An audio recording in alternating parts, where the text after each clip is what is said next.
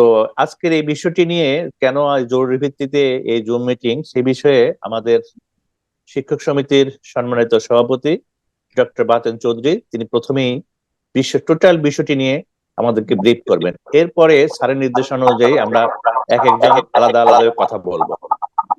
আমি বাতেন ভাইয়ের দৃষ্টি আকর্ষণ করছি। বাতেন চৌধুরী, ডক্টর বাতেন চৌধুরী, প্লিজ আপনি আজকের টোটাল বিষয়টি নিয়ে আমাদেরকে একটু ব্রিফ করুন। ধন্যবাদ রেজিস্ট্রার মহোদয়। এখানে উপস্থিত রয়েছেন বরিশাল বিশ্ববিদ্যালয়ের মাননীয় উপাচার্য মহোদয় এবং সম্মানিত সহকর্মীবৃন্দ, শিক্ষক কর্মকর্তা কর্মচারীবৃন্দ। আপনারা জানেন যে দেশ এই মুহূর্তে একটি ক্রান্তিকাল অতিক্রম করছে। এই ক্রান্তিকালে বরিশাল বিশ্ববিদ্যালয়ের সকল অংশীজন, সকল শিক্ষক কর্মকর্তা কর্মচারী, আমাদের অবশ্যই একটি সুনির্দিষ্ট দায়িত্ব রয়েছে। আমরা জানি যে বরিশাল বিশ্ববিদ্যালয়, মাননীয় প্রধানমন্ত্রী বরিশাল বিশ্ববিদ্যালয়ের উদ্বোধন করেছেন।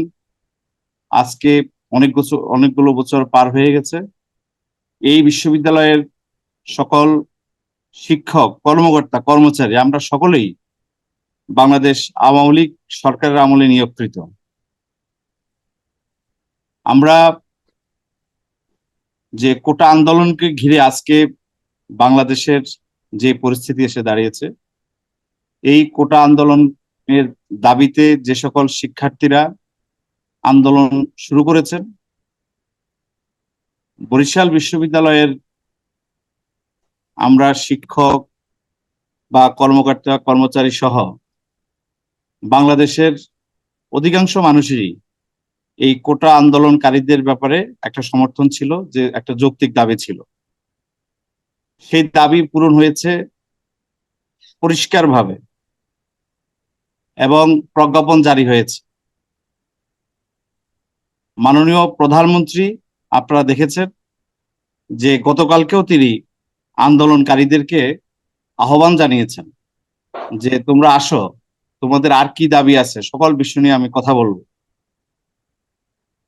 আজকে কোটা আন্দোলন কিন্তু নেই। এখন পরিষ্কারভাবে এক দফা আন্দোলন চলছে এবং সে এক দফা হচ্ছে মাননীয় প্রধানমন্ত্রী শেখ হাসিনার পদত্যাগ। এটি এখন ঘোষিত এক দফা।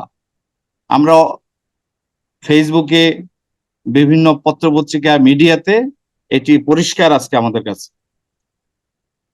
আজকে আমাদের পরিষ্কার দায়িত্ব হচ্ছে জননেত্রী শেখ হাসিনার পক্ষে দাঁড়ানো। আমরা যারা মুক্তিযুদ্ধের সপক্ষের শক্তি, আমরা যারা বঙ্গবন্ধুর আদর্শে বিশ্বাস করি,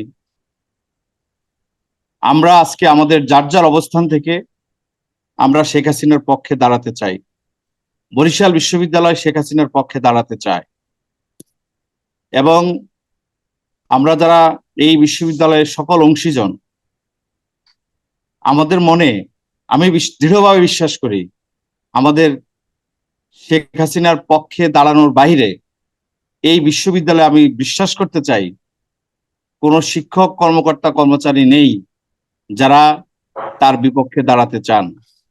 সুতরাং বরিশাল বিশ্ববিদ্যালয়ের পক্ষ থেকে আজকে আমাদের সুস্পষ্টভাবে, পরিষ্কারভাবে আমাদের দাঁড়ানোর সময় এসেছে।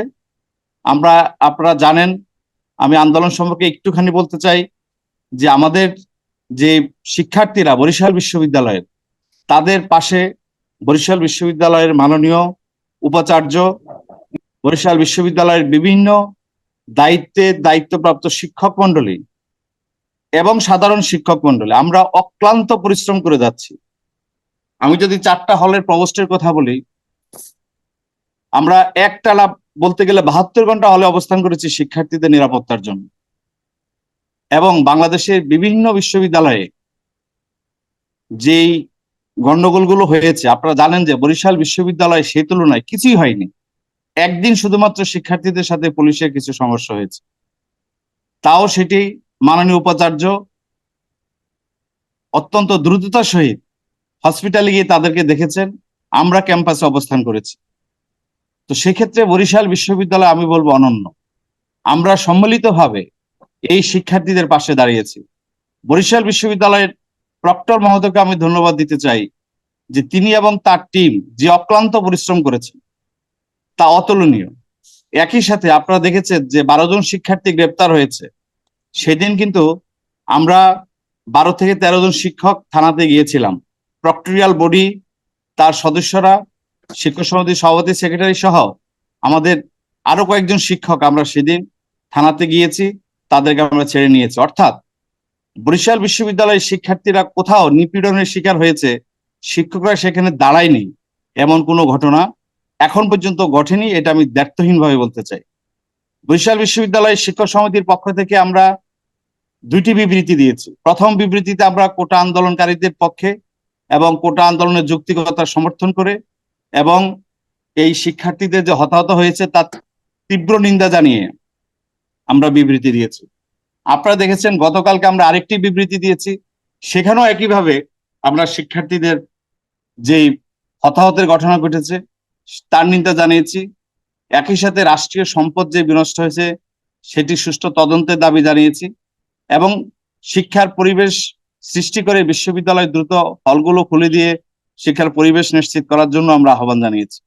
সুতরাং আরেকটি বিজ্ঞাপন আপনারা দেখেছেন যে প্রক্টরিয়াল বডির পক্ষ থেকে যে একটি বিজ্ঞাপন জারি করা হয়েছে, নোটিশ দেওয়া হয়েছে যে যদি কোনো শিক্ষার্থী কোথাও আহত কোনো ধরনের ঘটনা ঘটে তারা যেন প্রক্টরিয়াল বডির সদস্য নয়।